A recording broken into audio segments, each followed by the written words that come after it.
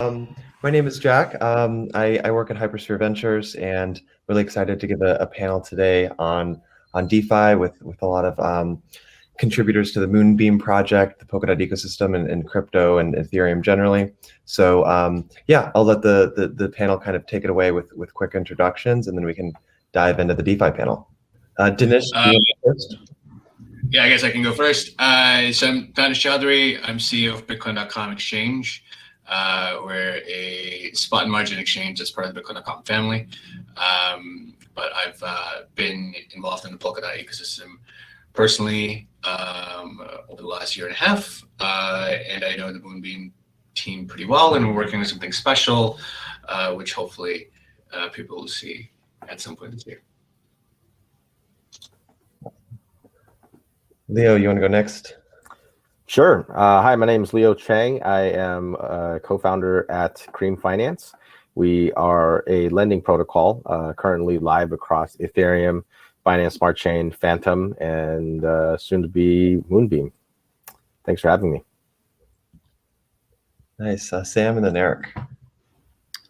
Yeah, hey guys, I'm Sam, founder of Frax Finance. Frax is the first fractional algorithmic stablecoin. It's a hybrid model, and it's partially backed and it's partially algorithmic. Pretty unique model, and we are cross-chain and multi-chain, and we're really excited as well to build on Moonbeam as part of our expansion to the Polkadot ecosystem. And also excited to be here, so thanks. Hey guys, this is Eric from Injective Protocol. So we're a fully decentralized derivatives exchange. We're just originally built on top of Cosmos and Ethereum, and we're excited to utilize Moonbeam as our gateway into the Polkadot ecosystem. Awesome. So kind of we have a lot of different stakeholders that straddle a lot of different ecosystems here, but I think what brings us all together is the Moonbeam project. How do you guys think about like how the space has evolved, like the DeFi space has evolved over the past year, and specifically like with an eye towards kind of this like EVM compatibility, liquidity mining, cross-chain bridges, and just like how Moonbeam kind of fits into that amongst some of the it's like kind of like a canary net, like Binance Smart Chain is almost like a canary net for Ethereum these days. And like, how do you see Moonbeam fitting into that? And yeah, anyone feel free to take it away.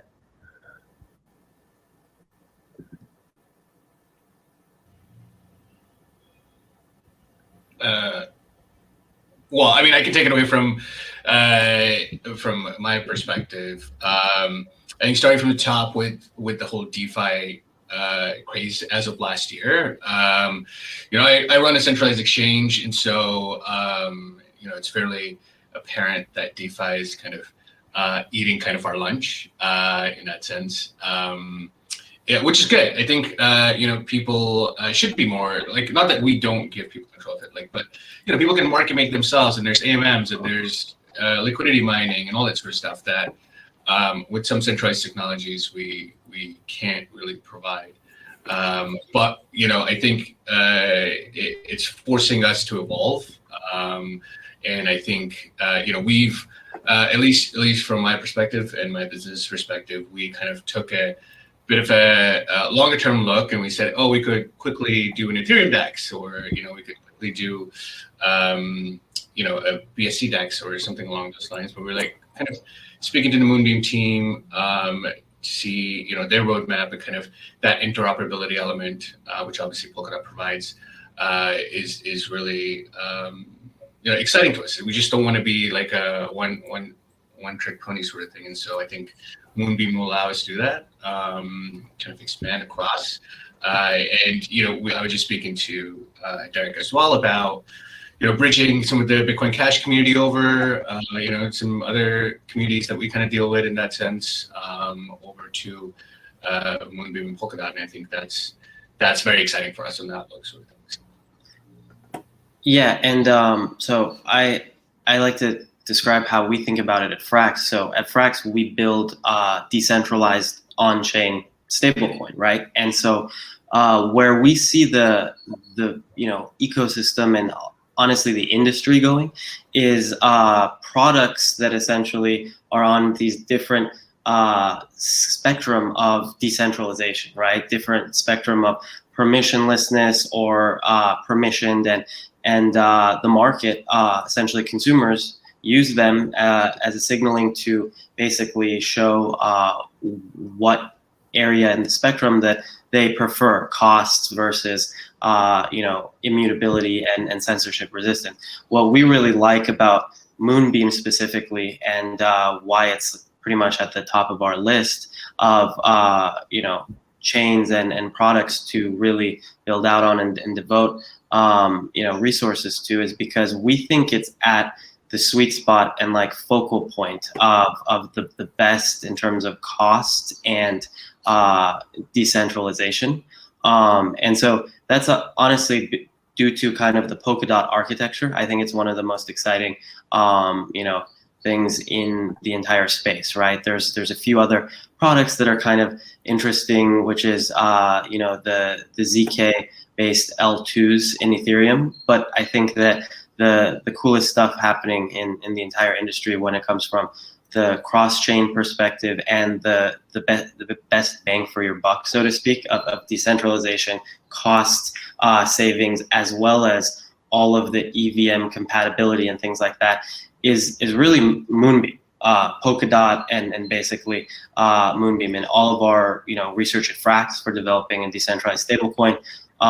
We really found that the most exciting stuff is basically something just like Moonbeam. So that's why we're super excited about building out Frax with you guys. Nice. Yeah, I guess I'll go next.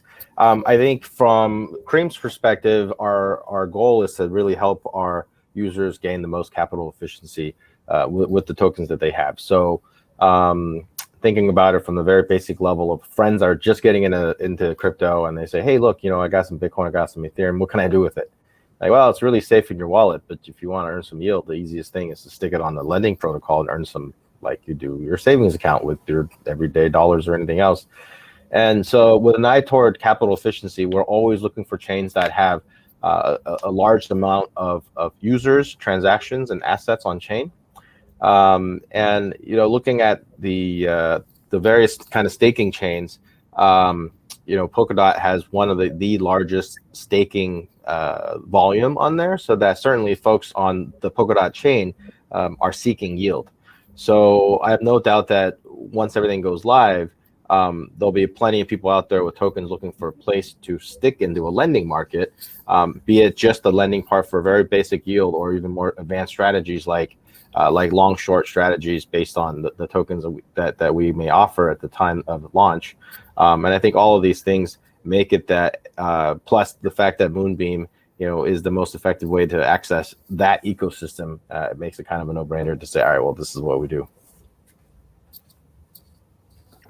Yeah, so for Injective's case, obviously generally we want to kind of enjoy like a cross-chain futures and have kind of like tap into every single ecosystem possible, regardless of your consensus mechanism, regardless of the level of centralization that the consensus is built upon.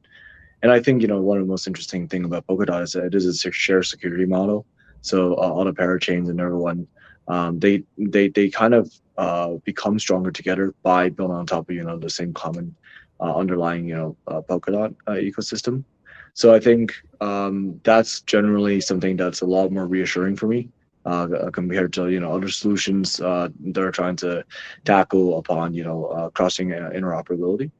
And so I would say that Polkadot in a sense has that drive and has that traction to bring more developers to build kind of like launch a new parachain or build new ecosystem without worrying too much about security, without worrying too much about validators and everything.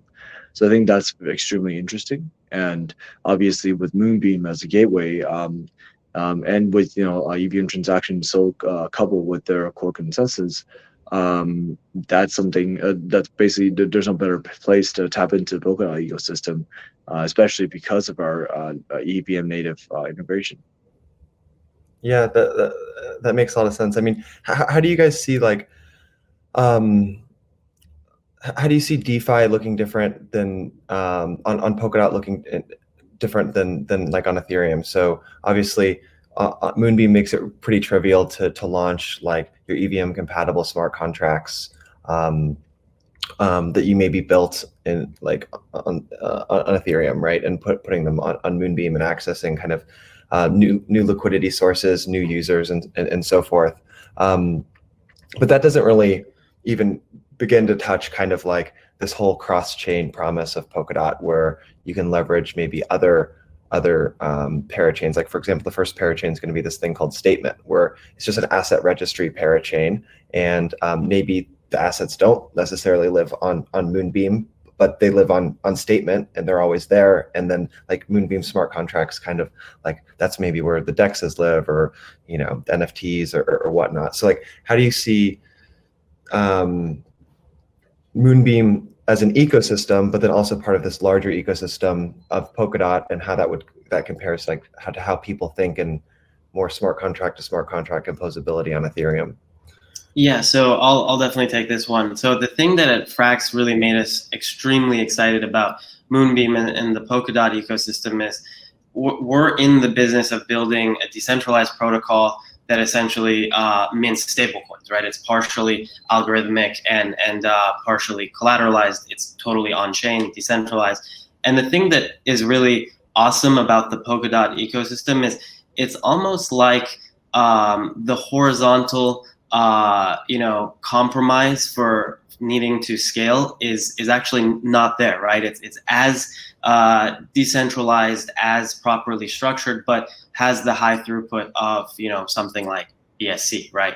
And that's what's really exciting to us about everything. Like the things that you mentioned, usually the horizontal compromises is that the validators are whitelisted or something like that, and everything that you're talking about in terms of cross-chain, parachain integrations and building out on the whole Polkadot ecosystem. Usually those things in a blockchain ecosystem have to be done with like permission bridges or totally partially centralized horizontal compromises, right? And the thing that we're really excited, and we thought, as Frax leading the way in algorithmic stablecoins and stuff, we have to be here, is that technology in terms of decentralization and scalability is pretty much unmatched as far as I know, in terms of what we've looked at and things like that. It's awesome, Sam. If no one else has kind of points on that, I can move on to the next question. I think you covered it really well. yeah, definitely. So one of the next questions I had here was like, I mean, you're all kind of coming at this from a DeFi perspective, but feel free to talk beyond that. But what are the biggest opportunities that you guys think when you're building you're all kind of founders and project leads, like when you're building your projects out, what do you see as the main kind of opportunities for multi-chain deployment? And you can take that within Polkadot, or you can take that question within the context of broader crypto. I think I could start with that.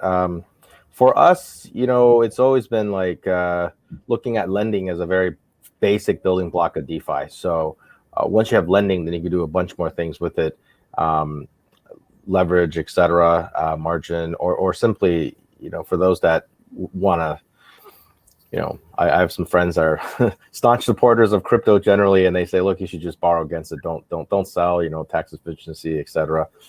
There's that basic level. But beyond the lending side, I think what else we bring here is we're actually working on a staking service as well, so that what we've learned from the ETH2 staking is that users want to be able to have their staked assets also collateralized, and that's very useful. So on our Ethereum product right now, users can stake their ETH with us and then take that proof token and then use it as a collateral to borrow other assets, which makes sense and goes along the story of capital efficiency. So we're definitely looking at how to bring staking into multi-chain as well as Moonbeam, but all the other multi-chain deployments we do.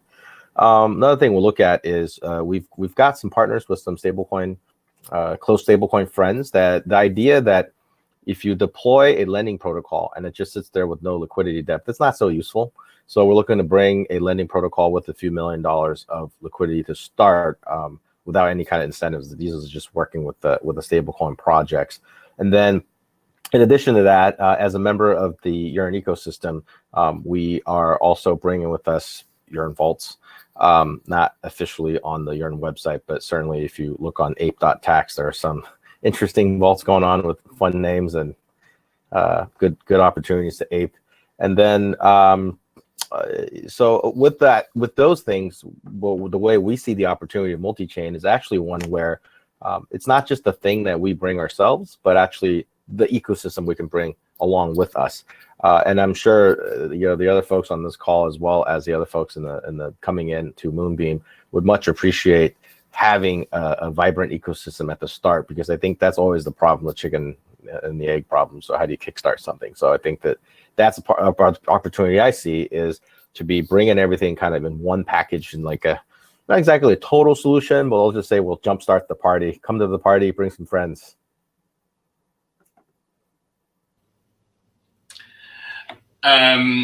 Yeah, from my perspective, I think it's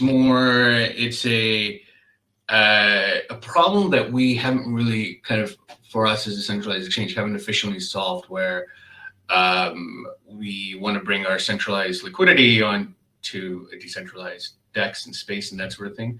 As in, we run about 10 to 12% of global daily volume through our matching engine and everything, right? And that's something that I would love to bring, see how we can bring that on chain and provide users that liquidity and access, be it using our custody as a central point that, kind of interacts on chain with our own matching, etc. So those are the problems that we're looking to solve, and that's what we hope to bring to the ecosystem as a general. And I think, the whole promise of multi-chain kind of helps us get closer to that goal, obviously, because we support not just Polkadot and Kusama, we support 100 different chains sort of thing, and so that interoperability kind of brings us closer to it. But that's a problem that we're looking to solve, and hopefully, this year we'll get a good solution to it. I would say that currently one interesting thing, kind of like echoing what Leo said about like Cream being like a fundamental building block for most of the DeFi ecosystem. Injective is kind of like on the other way around, was kind of like the top building block. So obviously one interesting thing about us is that you can create like a synthetic risk exposure or representation to any market without even having the underlying as collateral, or without it being related to anything to crypto. So I think that's a flexibility that Injective can really utilize when it comes to build on top of new ecosystems, when it comes to build on top of new chains. Is that long as there's a stable coin infrastructure that's secure and trusted, we're not really kind of like pegged to a certain existing DeFi building block ecosystem. And we obviously, with the ecosystem, you can create more creative pairings. You can, I would say, have a lot more ARP opportunities, but we're not, limited to, or we're not relying on any of the, lending protocol or stablecoin protocol or stuff like that to make it work. And so that creates a lot of, flexibility when it comes to, sometimes there's a new ecosystem with a strong focus within the Turkish community. Then, like us integrating with those parachains and those ecosystems could be, more focused around derivatives surrounding the Turkish market. So that's something that, that's a flexibility that or an advantage that we realized we always had. Yeah, and then so just to round that out, one thing at Frax that we're really excited for, basically having our home be on Moonbeam in terms of the Polkadot ecosystem, is a lot of people ask, hey Sam, like you say Frax is an algorithmic stablecoin, like why would I, use a partially backed stablecoin instead of DAI or something like that, or USDC and stuff? Well, one of the interesting and important things about being a partial algorithmic stablecoin is we're able to actually expand on different chains. Like the expansions of Frax supply is easy to be done natively on basically any chain we expand on, instead of, for example, having to wrap DAI, because the entire native implementation of Maker is either needs to be recoded or it's only on Ethereum. So one of the cool things with Frax is we can expand quickly, native Frax on basically chains that we build on, because we can expand stablecoin supply to meet its exact demand. And so one of the cool things is we want to basically have Polkadot and Moonbeam as one of the central focal points of where Frax supply expands. And that's really cool. One of the funny things is a lot of people are skeptical of algo stablecoins, but one thing that we always like to say is, kind of numbers don't lie, and in 5 months that Frax has been out, we haven't broken the peg a single time. So I think it's a pretty big world record for a partially backed stablecoin to never move from $1 as a price. So we're super excited to have our expansion of supply beyond Moonbeam. Awesome. Well, the last question I'll ask before we wrap up here, panel, is related to liquidity on Moonbeam. Like, Moonbeam hasn't had its launch yet, and so it's going to be interesting. Like maybe if you had to give kind of the Polkadot and Moonbeam ecosystem some advice, like we've been able to watch Pangolin on Avalanche, PancakeSwap on Binance Smart Chain, and a bunch of other kind of liquidity mining games like go on, and I'm curious what you guys think of what works, what doesn't, like, and what you hope to see on Moonbeam for kind of getting liquidity to all of your projects, basically. I was actually just talking to Derek about this the other day. I think first and foremost, it's going to be a user experience play. Like, it needs to be like completely seamless, in the sense of, like, one of the things with BSC was it cloned Ethereum and you just switch your network and you're kind of done, right? Like, and you kind of, everything, PancakeSwap came on and everybody else came on, sort of thing. So I think that's definitely going to be the bigger, I think, usability aspect that'll allow users to be like, okay, well, I can just use the Polkadot wallet and do the same functions and, easily be on. That, from my perspective, is going to be the number one thing. And then obviously incentivization of users, bringing on their liquidity needs to be matched, if not higher than what they're seeing in other chains, basically. Yeah, and so one thing that's really important that I think the Moonbeam team and you guys have done right is big projects and basically fundamental pieces of DeFi, like lending with Cream and stablecoins, scalable stablecoins with Frax and stuff. We've kind of coordinated to be right there on the ground floor of Moonbeam's launch. Just as a concrete example, yesterday I was looking to do some expansions with the Phantom ecosystem with Frax, and there was a lot of people really in kind of need of a stablecoin that was liquid on Phantom. They're still kind of growing out their ecosystem and things like that. Obviously, I was really happy to be quickly included in some of the best AMMs on Phantom, because people really were kind of clamoring for a liquid stablecoin. The cool thing is we're already coordinating to provide that, and thanks to your guys's planning of a really good launch, hopefully coming up. For example, Frax is already supported on Cream. Frax is highly liquid as well. All of those things combined, the stuff that Danish and Eric and all the other guys are bringing to the table all at the same time.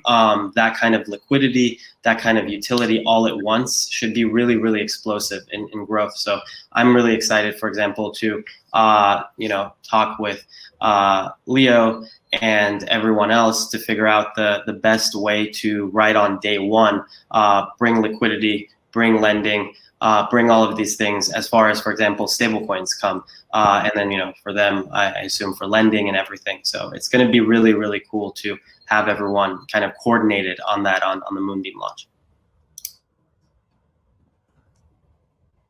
Okay, I don't know if we have time for like audience questions or not. If anybody who's watching wants to drop in a question, that would be great. Or if we're at time here, since I think the panel is for 30 minutes. But any closing thoughts from any of you guys? Real exciting, I think. To for a long time, people have been waiting for Polkadot and Moonbeam to launch now. I think this is a new frontier for a lot of people.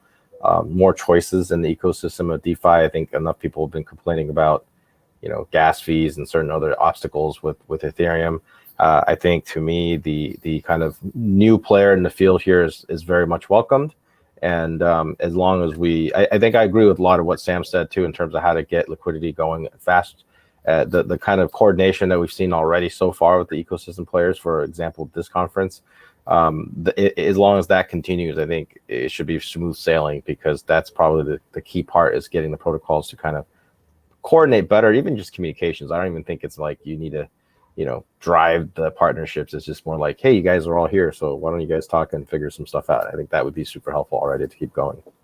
Yeah, and exactly that. And I think you guys have done a really, really good job in coordinating that, pretty much more than anyone or any project or chain that we've ever seen when we look at where to expand with Frax. And so the coolest part was I was already sold on Moonbeam and super excited. But what really, really impressed me was when we were announcing that we're building natively on Moonbeam for launch and stuff. There were people even more excited that we were doing that than even us. So that was like the first time we're like, holy crap, like this is huge, even a little bit more than we thought it at first ourselves too. It was the first time where people were like, oh my God, like you guys are on Moonbeam and stuff, and I've been waiting for like Moonbeam and everything. And I was like, holy crap, this is bigger than we even thought, although we thought it was pretty huge and exciting too. And just I think I see how does Frax compare to new protocols such as Ohm on the questions really quick. Wanted to address that. Ohm is really cool. I actually love Olympus DAO. Zeus is a really smart guy. Frax is pegged to the US dollar. So we basically right now assume that the most in-demand unit of account for right now is the US dollar. I don't know if in 5 years, 10 years, if it's still going to be the same.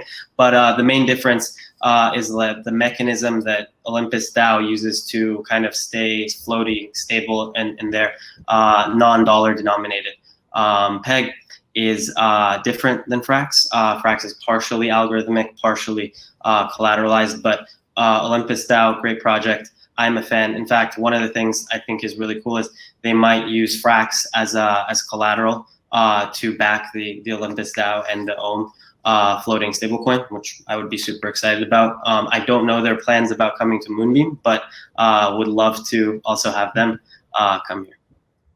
Cool. Well, I'm gonna kind of cut us here. There's two other demos going on: Ocean Protocol and Balancer.